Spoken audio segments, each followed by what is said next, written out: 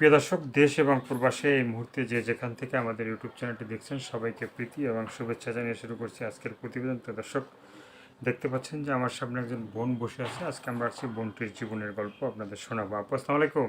ওয়ালাইকুম সালাম। কী নাম ভাইয়া? আমার নাম সাথী। সাথী? হুম। কি জীবন মরণের?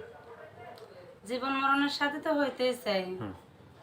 মানে এখন এ পর্যন্ত কি মানে জীবনে কেউ কি আসছিল যে সাথী হিসেবে? না, আগে একটা প্রতিবেদন ছাড়ছিলাম, সেরকম সাহায্য পাই নাই। ফোন দেয় নাই, ফোন দিয়ে অন্য কথা বলে, এর লেগে। কেউ দূর থেকে ডাক দেয় না যে ও সাথী রে যেও না কখনো দূরে? না, এইরকম ডাক এখনো কেউ দেয় নাই। দেয় নাই? না। মানে তুমি সাথী কি কাউকে ডাক দিছিল যে ও সাথীরে আমাকে নিয়ে চলে যাও, নাকি এভাবে কাউকে ডাক দেওয়া হয়েছিল? না ভাই, এই ভাষা কাউরে এখনো ডাক দেওয়া হয় নাই। ডাক দেওয়া হয় না?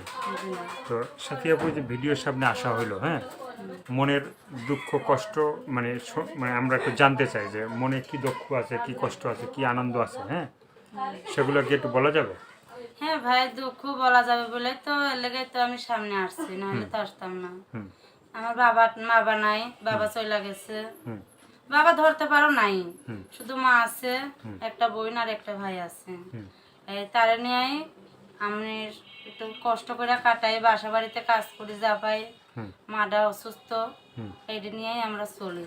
হুম যদি এখন আমার জীবনের কেউ সঙ্গিনী হয়, তাহলে আমার যদি একটু হেল্প করে সহযোগিতা করতো, তাহলে তার জীবনেরই সাথীটা হইতাম আর কি। হুম। মানে তার জীবনের সাথী মানে হওয়া যাবে। তার তো জীবনের সাথীটাই হওয়া যাবে। তো এই যে আছে না যে মানে তুমি যেখানে থাকো, হ্যাঁ, হুম। তো সেখানে আছে না যে ছেলে, অনেক ছেলের আছে, হ্যাঁ আছে। মানে সেখানে একটা সুন্দরী মেয়ে দেখলে বা রাস্তা দিয়ে হাইটে গেলে তারা মানে চায় যে একটু মানে এই মেয়েটাকে যদি আমি ভালোবাসতে পারতাম, বা এই মেয়েটা যদি আমার বউ হইতো, হ্যাঁ, তো এই ধরনের কোনো ছেলে মানে তোমার সামনে বা তোমার পিছনে গোলাপ নিয়ে ঘুরছিল যে সাথী আমি তোমাকে ভালোবাসতে চাই? জি না ভাই, ছেলে টেলে আমার পিছনে ঘুরে নাই। হ্যাঁ। আমি যেহেতু সকাল 8টার দিকে যাই, 4টার দিকে বাড়িতে আসি, ছেলেরা কেমনে ঘুরবো বলো? মানে সকাল 8টায় কোথায় যাও? আমি বাসা বাড়িতে কাজ করি। বাসা বাড়িতে কাজ হ্যাঁ, করো? বাসা বাড়িতে কাজ করে আমাদের সংসারটা চালাই। সংসারটা চলে? হুম। মানে সংসারে কে কে আছে এখন? সংসারে কে কে আছে? আমার মা আছে, হুম। ভাই আছে, ছোট একটা বোন আছে, আর আমি। এই 4জন আমার ফ্যামিলিতে। ফ্যামিলির 4 জন। আয় করার কে কে আছে? আয় করার সেরকম কেউ নাই, আয় করার বড়োর ভিতরে আমি আছি, ভাইটা একেবারে ছোট।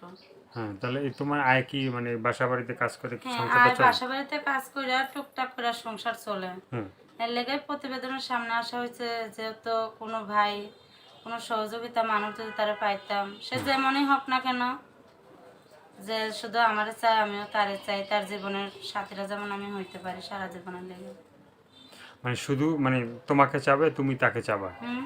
তো সেই ধরনের মানুষ তুমি যদি তোমার কাছে আসে, তোমাকে যদি ফোন দেয়, তার ফোনটা কি রিসিভ করা হবে না? হ্যাঁ, তার ফোন তো রিসিভ করুমি। তো অনেক তার আছে যে ফোন ধরে না, কথা বলে না, ঠিক আছে, বলে যে টাইম নেই, আগে টাকা পাঠাও, না খাইয়ে আসি, ঠিক আছে, 6 দিন। টাকা পয়সার তো এটা বড় ব্যাপার না, তাই না? সে ভালোবেসে কি উপহার দেব কি না দিব, এটা তারই ব্যাপার। হুম সে শুধু ভালোবাসলেই হইব, যত আমি একটু ভালো থাকি, সুখে থাকি, আমার যত একটু ভালো রাখে, একটু ভালোবাসে, এইটুকুই চাই। হুম টাকা পয়সাটা বড় ব্যাপার না ভাই। হুম। মানে টাকা পয়সা তো বড় ব্যাপার না, ভালোবাসাটা হচ্ছে বড় ব্যাপার। যে একটা মন দিয়ে যদি একজন মনের মানুষকে ভালোবাসে, মানে তাকে মানে ভালোবাসা সুখের সংসার করা যাবে। হুম। হ্যাঁ, হ্যাঁ ভাই। সুখের সংসার করা যাবে। হুম। তো সেটা তো সেই অবশ্যই। সংসারের মানে মানে কোনো ভাই যদি তোমাকে মানে বিয়ে করতে চায়, মানে এদেশ থেকে যদি মানে বাংলাদেশ থেকে যদি প্রবাসে নিতে চায়, হুম। মানে অনেক আছে না বাংলাদেশের ভাইরা প্রবাসী থাকে, হ্যাঁ তো থাকে। প্রবাসে থাকে, সে চিন্তা করবে যে আমি বিয়ে করে আমার বউকেও প্রবাসে নিয়ে আসি। হুম। যাওয়ার ইচ্ছে আছে? হ্যাঁ, সে যদি নিজের মন মতন ডাকে আমারে বিয়া কইরা, তাহলে তার স্বামীর নাই, সাথে তো সব যে নাই, মুসেট নাই আমার। সে মুসের নাই? জি না। তাহলে আমরা একটা দিয়ে দেবো নাকি? যে আপনারটা কেন নেব ভাই? মানে তাহলে যে জীবন সঙ্গিনী বানাইবো সেই দিব না। মানে যে জীবন সঙ্গী হবে হ্যাঁ, সেই যে দেবে? দেখতে চাইবো আমারে হ্যাঁ, সেই দিব আমারে। সেই দেবে। হ্যাঁ। তোমার তো দেখে ফেলাইলো মানে, এখন যদি তোমাকে যদি তোমার সাথে যদি ভালোভাবে কথা বলতে চায় মানুষ, হ্যাঁ, হুম। তো অনেক আছে যে মানে প্রবাসে থাকে, হ্যাঁ, তো যারা প্রবাসে থাকে তারা হয়তো মানে ইমোতে ফোন দিলে বা মেসেঞ্জারে ফোন দিলে টাকা পয়সা লাগে না, ঠিক আছে, সেই জন্য ইমো ঠিক আছে। নাম্বারটা চায় বা ইমোতে কথা বলতে চায়, ঠিক আছে, তারা প্রবাসে থাকে, ফোন দিলে তো অনেক টাকা ব্যয় হয়, তো একটা ভালোবাসার মানুষ যদি তোমার কাছে কথা বলে বা ই করে, তো তার তো খরচ হবে, সেটা তো তুমি চাও না, চাও? না, এটা কি আমি চাইতে পারি কখনো? কিন্তু আমার ইমো ফোন থাকলে না, না তাদের আমি নাম্বারটা দিব, হুম। তাই না? ইমো ফোন তো আমার না, ইমো ফোন না থাকলে আমি তাদের নাম্বারটা কেমনি দেবো?